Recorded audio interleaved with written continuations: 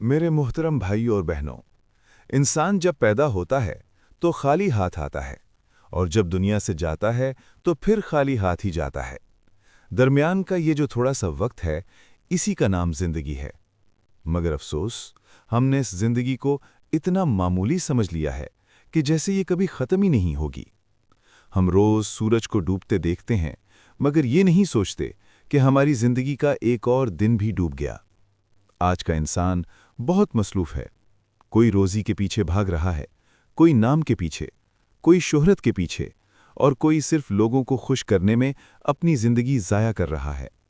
मगर सवाल ये है कि अल्लाह को खुश करने की फ़िक्र किसको है?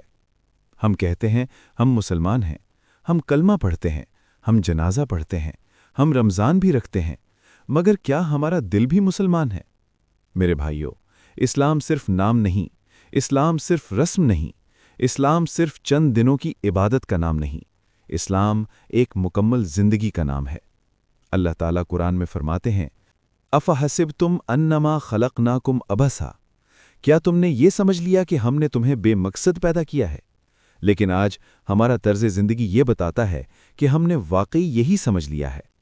हम हंसी मजाक में वक्त गुजार देते हैं, गुनाह को मामूली समझ लेते हैं और नेकी को मुश्किल बना लेते हैं।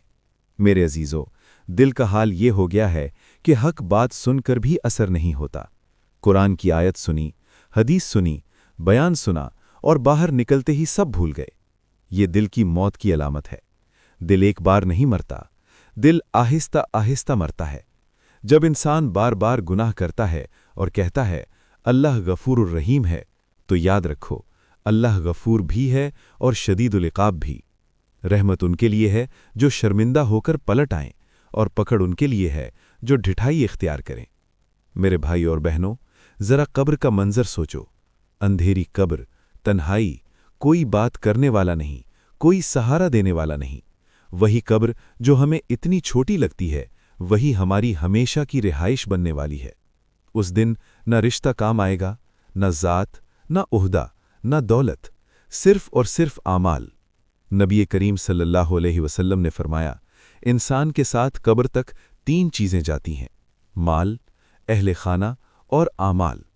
माल और अहले खाना वापस आ जाते हैं, आमाल साथ रह जाते हैं।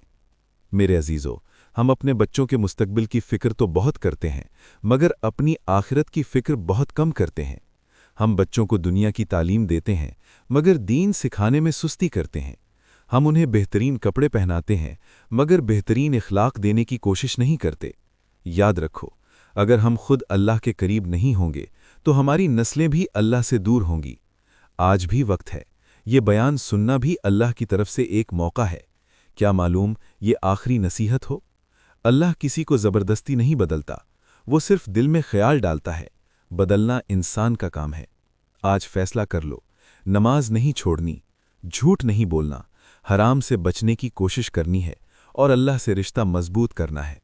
मेरे भाइयों और बहनों, हमें दुनिया में रहना है, मगर दुनिया को दिल में नहीं बसाना। दिल सिर्फ अल्लाह के लिए है। आखिर में अल्लाह से दुआ है, या अल्लाह, हमें गफलत से निकाल दे, हमारे दिलों को जिंदा कर दे, हमें अपनी याद नसीब फरमा और ईमान के साथ दुनिया से उठा।